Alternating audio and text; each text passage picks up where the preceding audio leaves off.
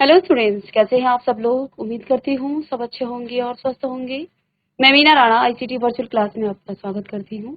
Students, हम पढ़ रहे हैं क्लास 10 की हिंदी। हिंदी व्याकरण में हम समास पढ़ रहे थे। प्रीवियस लेक्चर में आपको हमने समास और समास के भेदों के बारे में बताया और अव्ययी भाव समास हम यहाँ पर पढ़ चुके हैं। तो आइए एक बार इसको रिवाइज करते हुए आगे इसको कंटिन्यू करते हैं। तो समास का अर्थ क्या होता है कि आपने क्या किया है, उसको संक्षिप्त किया है, छोटा करना।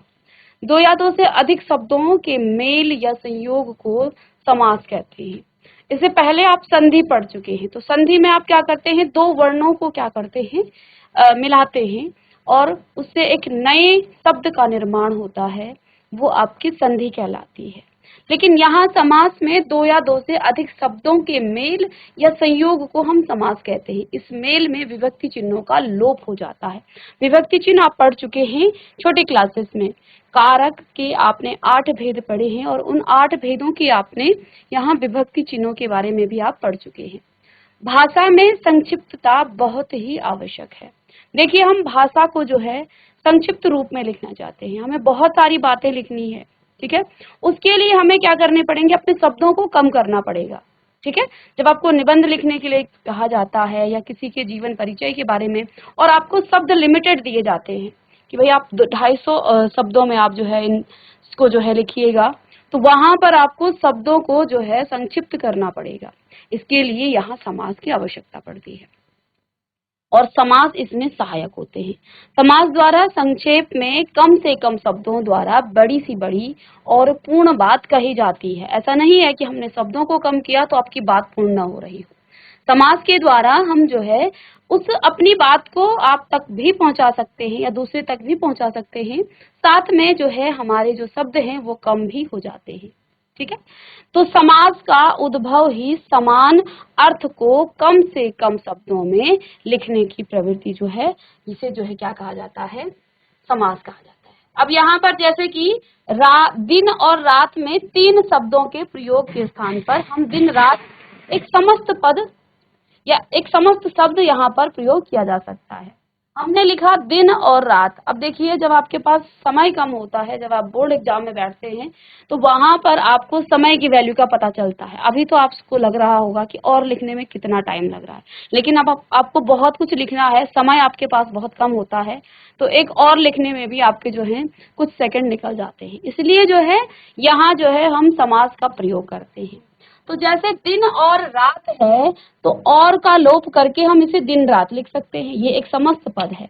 इस प्रकार दो या दो से अधिक शब्दों के मेल से विभक्ति चिन्हों के लोप के कारण जो नवीन शब्द बनते हैं उन्हें हम सामासिक पद कह सकते हैं। उन्हें हम सामासिक समस्त पद कहते हैं।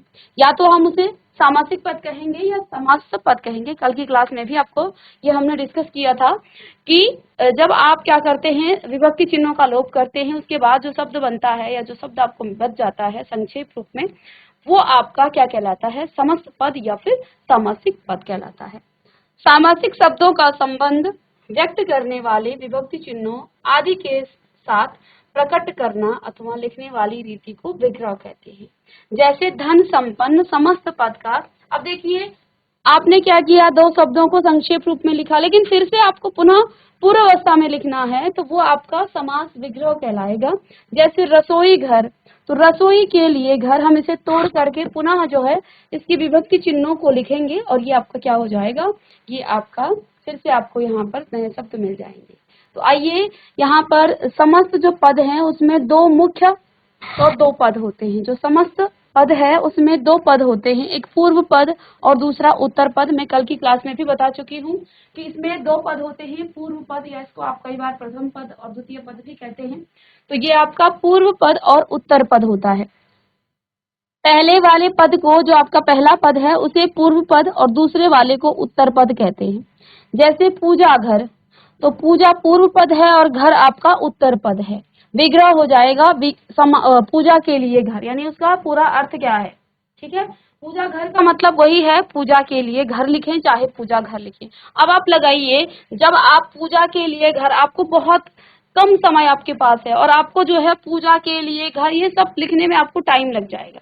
इसके लिए आप इसे सीधे एक संक्षेप में लिख सकते हैं, पूजा घर, ठीक है। नवरत्न, जैसे माता और पिता तो हो गया, इसमें और ही लगा है। नवरत्न का मतलब होता है 9 रत्नों का समूह। तो ये लिखने के बजाय कि 9 रत्नों का समूह, आप नवरत्न लिख सकते हैं। हस्तगत, हस्तगत का मतलब होता है हाथ, हस्त में गया हुआ। तो देखो, इतना सब कुछ लिखने के बजाय आप एक छोटे से शब्द के द्वारा अपनी पूरी बात को व्यक्त भी कर सकते हैं, और साथ में आप की जो उसका जो अर्थ है वो दूसरे तक भी पहुंच सकता है। तो ये है समास का कार्य। ठीक है। तो समास के द्वारा भाषा में संक्षिप्तता आती है। आप बहुत बार जो है इन विग्रह चिन्हों को हटा करके समास के द्वारा आप इन्हें कम कर सकते हैं, और साथ में कम शब्दों में अपनी बात को दूसरे तक प्रस्तुत कर सकते हैं, दूसरों तक पहुंचा सकते हैं। ये है समास का महत्व। तो समास के, जब आप समास करते हैं तो उस पद को हम क्या कहते हैं, समस्त पद कहते हैं।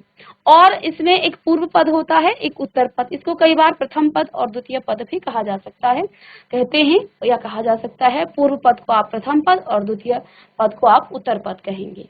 तो जैसे यहाँ पर पूजा घर था, तो पहला पद था आपका पूर्व पद, दूसरा पद है आपका घर। माता पिता, माता पूर्व हो गई और उत्तर आपका उत्तर पद यहाँ पिता हो गए।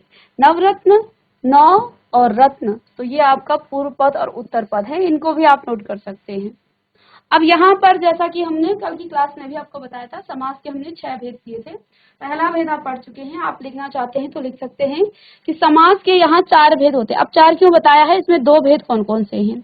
जिन 2 शब्दों में समास होता है उनकी प्रधानता अथवा अप्रधानता के विभागत्व पर ये भेद किए गए हैं। अब यहाँ पर मैंने कल की क्लास में कहा 6 भेद होते हैं, आप कहेंगे मैम आज आप कह रहे हो 4 भेद होते हैं। ये भेद अलग अलग आधार पर हैं। अब किस आधार पर ये 4 भेद बताए गए हैं, उनकी प्रधानता अथवा अप्रधानता। देखो, हमने कहा समस्त पद में 2 पद होते हैं, एक पूर्व पद होता है और एक उत्तर पद होता है। तो ये 4 भेद किया गया है, इनके पूर्व और उत्तर पद की प्रधानता और अप्रधानता, यानी कि पूर्व पद प्रधान है या फिर उत्तर पद प्रधान है, इसके आधार पर इसके 4 भेद हुए हैं। साथ में जिस समाज में पहला पद शब्द प्रायः प्रधान होता है उसे अव्ययी भाव समास कहते हैं। जिस समास में दूसरा पद प्रधान होता है उसे तत्पुरुष समास कहते हैं, और जिसमें दोनों ही पद प्रधान होते हैं वह आपका द्वंद्व कहलाता है। और साथ में यहाँ पर, और जिसमें कोई भी प्रधान नहीं होता है उसे बहुव्रीहि कहते हैं। ये तो प्रधानता और अप्रधानता के आधार पर इसके 4 भेद हुए।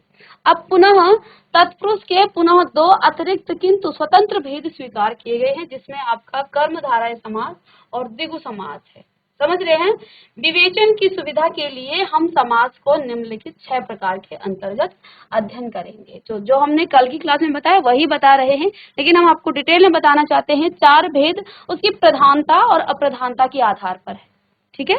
बाकी अगर हम उसको एक विस्तृत रूप से देखें तो वो आपके 6 ही भेद हैं। ठीक है।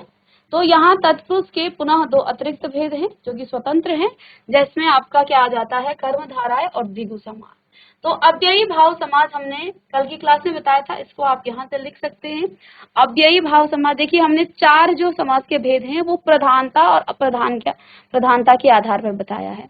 तो देखिए, प्रधानता, इस समास में परिवर्तनशीलता का भाव होता है और उस अव्ययी पद का रूप लिंग वचन कारक में नहीं बदलता है, वह सदैव एक सा रहता है। इसमें पहला पद प्रधान होता है, जैसे कि हमने इससे पहले भी कहा कि ये जो भेद हैं ये प्रधानता और अप्रधानता के आधार पर किया गया है। तो देखिए यहाँ पर आप क्या लिखेंगे, अव्ययी भाव समास में इसमें परिवर्तनशीलता का भाव होता है, यानी कि परिवर्तन का जो भाव है इसमें रहता है, और उस अव्ययी पद का लिंग वचन और कारक में नहीं बदलता है, वह सदैव एक सा रहता है। तो देखिए यहाँ पर इसका पहला पद प्रधान है, जैसे आप उदाहरण के लिए आप लिख लीजिएगा यथाशक्ति। इसका विग्रह जब आप करेंगे तो क्या लिखेंगे, शक्ति के अनुसार या शक्ति अनुसार। ठीक है। यथा समय, समय के अनुसार। ऐसे ही प्रतिक्षण, हर क्षण। यथा संभव, जैसा संभव। प्रीवियस लेक्चर में आपको ये भी बताया था, अव्ययी भाव समास का जो पहला पद है, जो पूर्व पद है, वो जो है आपका उपसर्ग होता है। तो उपसर्ग क्या हो जाता है, जिसमें मूल शब्द में जब आप किसी उपसर्ग को जोड़ते हैं, किसी भी शब्दांश को जोड़ते हैं, तो वो आपका उपसर्ग कहलाता है और प्रत्यय आपका मूल शब्द के बाद में जुड़ करके एक नया शब्द बनाता है। चलिए अव्ययी भाव समास लिखिएगा। तो यथाशक्ति, शक्ति के अनुसार या शक्ति अनुसार, यथा समय, समय के अनुसार, प्रति क्षण, सभी उदाहरण लिख सकते हैं आप, प्रति क्षण, हर क्षण, यथा संभव, जैसा संभव हो, ये इसका विग्रह है। यानी कि आप इसको जो है विस्तार से इस तरह से लिखेंगे, लेकिन जब आपने समस्त पद कहा, जब उसका समास किया, तो यहाँ कुछ ना कुछ जो है हमने क्या किया है, लोप। यथा संभव, जैसा संभव हो, आजीवन, जीवन भर, भर पेट, पेट भर कर, आजन्म, जन्म से लेकर आमरण, मरण तक, प्रतिदिन, हर दिन, बेखबर, बिना खबर के। कुछ यहाँ पर शब्दों में अपवाद है। अपवाद का मतलब ये हुआ कि जो हम बात ऊपर कह रहे हैं वो जो है इस कंडीशन को जो है के अंतर्गत वो नहीं आता है। जैसे हिंदी के कई ऐसे समस्त पद जिसमें कोई शब्द अव्यय नहीं होता है, अब यहाँ पर अव्यय के लिए कहा गया है, तो वो भी आपका, परंतु समस्त पद उसका अव्यय की तरह प्रयुक्त होता है, वहां भी अव्ययी भाव समास माना जाता है। जैसे घर घर, ठीक है, रातों रात, तो इसका समस्त पद क्या है, अव्यय है, रात ही रात में, ठीक है। तो ये तो अव्ययी भाव समास के बारे में हमने कल भी पढ़ा था। आज की हेडिंग डालिएगा आप तत्पुरुष समास। तो तत्पुरुष समास हेडिंग डालिएगा तत्पुरुष समास। चलिए लिखिएगा तत्पुरुष समास। अब इस समास में पहला पद गौण व दूसरा पद प्रधान होता है। अव्ययी भाव में पहला पद प्रधान था, दूसरे तत्पुरुष समास में आपका दूसरा पद प्रधान होता है। इसमें कारक के विभक्ति चिन्हों का लोप हो जाता है। तत्पुरुष समास में कारक के जितने भी विभक्ति चिन्ह हैं, ठीक है, उनका यहाँ पर लोप होता है, लेकिन कर्ता और संबोधन को छोड़कर। कर्ता क्या है, कर्ता ने, तो ने विभक्ति चिन्ह को छोड़ करके, और संबोधन में हम क्या करते हैं, हे, अरे, इस तरह से, ठीक है। तो कर्ता ने कर्म को करण से संप्रदान के लिए, इस तरह से जो है सभी कारक चिन्हों को आपको यहाँ पर जो है बताना भी है और उसको याद भी करना है, ठीक है। तो कर्ता व संबोधन कारक को छोड़कर इसमें 6 कारकों के आधार पर इस समास के भी 6 भेद किए गए हैं। पहला आपका देखिए, कर्ता को छोड़ेंगे, कर्ता के बाद आपका कर्म तत्पुरुष आ जाता है। कर्ता ने कर्म को, तो इसका विभक्ति चिन्ह क्या है, को, ठीक है। तो अब आप समझ गए कि क्योंकि हम 6 जो हैं विभक्ति चिन्हों का लोप कर रहे हैं, इसलिए इसके आधार पर यहाँ पर हम जो तत्पुरुष समास है उसके भी 6 भेद किए गए हैं, ठीक है। तो अब पहला भेद है इसका कर्म तत्पुरुष, कर्म तत्पुरुष समास। इसमें हम को विभक्ति चिन्ह का लोप करते हैं, इसमें आप को विभक्ति चिन्ह का लोप करते हैं। पहला है समस्त पद ग्रामगत, ग्रामगत यानी कि विग्रह करने के बाद ग्राम को गया हुआ, पद प्राप्त, पद को प्राप्त। अब देखिए विग्रह करने के बाद आप देख पा रहे हैं कि यहाँ को चिन्ह था, यहाँ भी को था, सर्वप्रिय, सर्व को प्रिय, यश प्राप्त, यश को प्राप्त। जब आपने समास किया होगा इन शब्दों का, ये तो विग्रह रूप है, जब इनका समास किया होगा तो ग्राम को गया हुआ, इसमें आपने को विभक्ति चिन्ह का लोप किया। पद को प्राप्त, इसमें भी आपने को विभक्ति चिन्ह का लोप कर दिया। सर्वप्रिय, इसमें भी को का लोप हुआ है। यश प्राप्त में भी को का लोप हुआ है। तो अब आप समझ गए कि यहाँ आपने विभक्ति चिन्ह का लोप करके समस्त पद बनाया है, ठीक है। तो ये आपका कर्म तत्पुरुष समास है। कर्म कारक का विभक्ति चिन्ह को होता है और को का ही यहाँ पर लोप हुआ है। अब यदि आपने कारक नहीं पढ़े हैं या आपको समझ में नहीं आए हैं तो आप चैट के माध्यम से पूछ सकते हैं या आप डायरेक्ट भी पूछ सकते हैं, तो उसको भी आप पढ़ लीजिएगा। छोटी क्लासेस में आपको पढ़ाया जा चुका है। कारक के भेद क्लास 8 तक आपको अच्छे से समझाया गया है, कारक और कारक के भेदों के बारे में। तो यहाँ को विभक्ति चिन्ह का लोप है। अब कैसे आप जो है इसकी पहचान करें? जब भी आपको समास पूछा जाता है कि इस शब्द में, जैसे आपको पूछा जाएगा कि सर्वप्रिय में कौन सा समास है, तो सबसे पहला काम आपको उस समास का विग्रह करना पड़ेगा। विग्रह करने के बाद आप देखेंगे कि यहाँ पर यश को प्राप्त, और अभी आपको यदि कर्म कारक की विभक्ति चिन्हों का पता नहीं है, आपको याद नहीं है, तो वो याद कर लीजिएगा। आप जानते हैं कर्म का जो विभक्ति चिन्ह है वो को है, और यहाँ समास विग्रह करने पर को आ रहा है, यानी कि इसमें जो है को का लोप हुआ था, तभी समस्त पद आया था, समास हुआ था। तो अब यहाँ आप बताएंगे कि ये आपका कर्म तत्पुरुष समास है। चलिए इसे नोट कीजिएगा।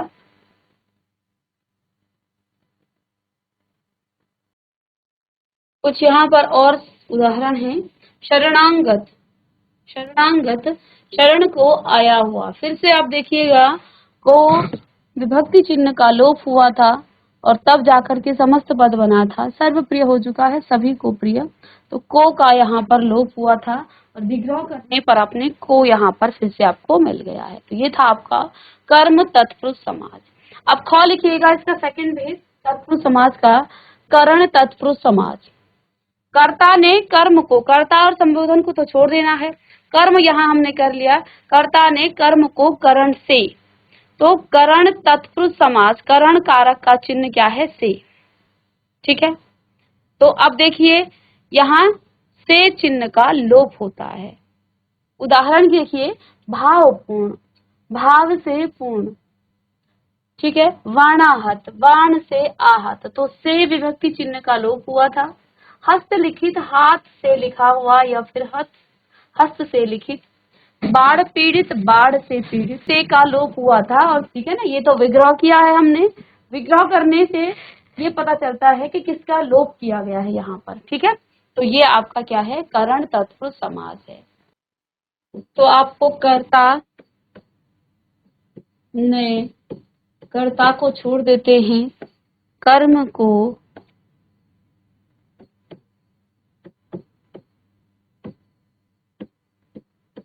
करण से, ठीक है, संप्रदान के लिए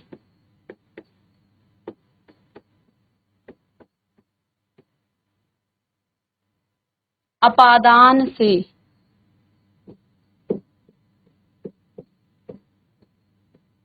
अपादान से, ये विभक्ति चिन्ह है। ठीक है,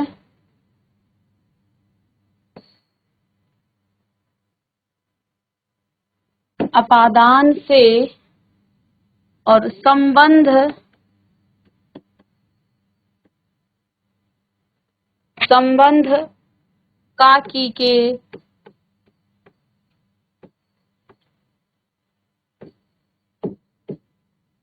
ठीक है, और अधिकरण में पर,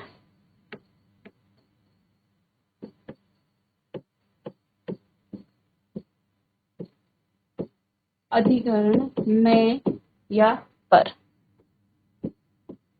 ठीक है, अधिकरण में या पर। चलिए, ये तो अब इसके बाद संबोधन में आता है। अरे अजी, तो वो तो लिखना ही नहीं है। तो जो आपके कारक के 8 भेद हैं, कर्ता, कर्म, करण, संप्रदान, अपादान, संबंध, अधिकरण, और यहाँ पर एक संबोधन आएगा जो यहाँ पर नहीं लिखना है, क्योंकि तत्पुरुष समाज में आपका कर्ता और संबोधन को छोड़ दिया जाता है। साथ में इसके 6 भेद यहाँ पर हमने किए हैं। तो आपने करण तत्पुरुष का जो विभक्ति चिन्ह है करण का से है। ठीक है, तो भाव से पूर्ण, वाण से आहत, हस्त से लिखित और बाढ़ से पीड़ित। नेक्स्ट है आपका संप्रदान तत्पुरुष। संप्रदान का कारक चिन्ह है के लिए। ठीक है, तो के लिए चिन्ह का लोप यहाँ पर किया जाता है, जैसे गुरु दक्षिणा, तो गुरु के लिए दक्षिणा। जब इसका विग्रह करेंगे तो यहाँ के लिए आ रहा है सब में, के लिए, यानी कि के लिए। राह खर्च, राह के लिए खर्च। बाला अमृत, बालकों के लिए अमृत, युद्ध भूमि युद्ध के लिए भूमि, विद्यालय विद्या के लिए आलय। तो आप देखिए यहाँ पर सब में के लिए आ रहा है, यानी कि आपको विग्रह करना भी आना चाहिए, तभी जाकर के आप संप्रदान तत्पुरुष या आप जो आपके समास है समास के भेदों को बता पाएंगे। ठीक है ना। तो सबसे पहला काम है उसका विग्रह करना। विग्रह करने के बाद जो भी चिन्ह दिखे उसके आधार पर आप बता सकते हैं कि इसमें कौन सा कारक है। तो संप्रदान तत्पुरुष समास में लिखिएगा। तो आप अगर लिखना चाहते हैं तो लिख सकते हैं कि जिस समास में के लिए विभक्ति चिन्ह का लोप होता है उसे संप्रदान तत्पुरुष समास कहा जाता है, या फिर कहते हैं जिस समास में से चिन्ह का लोप होता है उसे करण कहा जाता है। जिस समास में को चिन्ह का लोप होता है उसे हम कर्म तत्पुरुष समास कहते हैं। ठीक है, चलिए संप्रदान के बाद यहाँ आपके पास अपादान आ जाता है। अब देखिए दोनों में भेद क्या है। देखो चिन्ह यहाँ भी से है, लेकिन इसमें लिखा है ये पृथक या अलग के लिए है। ठीक है ना, ये पृथक या अलग से, यानी किसी से जो है अलग होना, किसी से पृथक होना।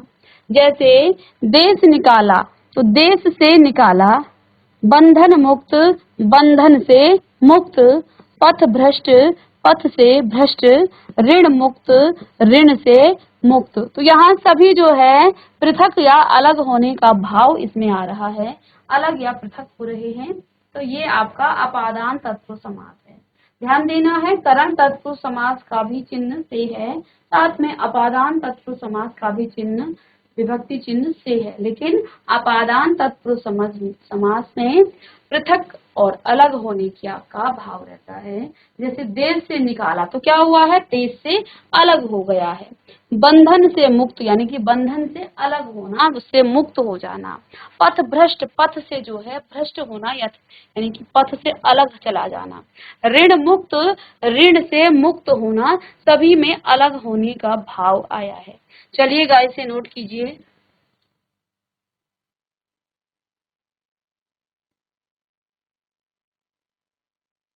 तो चलिए स्टूडेंट्स, आज की क्लास में आपने समास के कुछ भेद पढ़े हैं, जिसमें आपका अव्ययी भाव समास था, दूसरा आपका तत्पुरुष समास है। ठीक है, अव्ययी भाव समास आपको कल भी बता दिया था, लेकिन तत्पुरुष समास के भी 6 भेद होते हैं।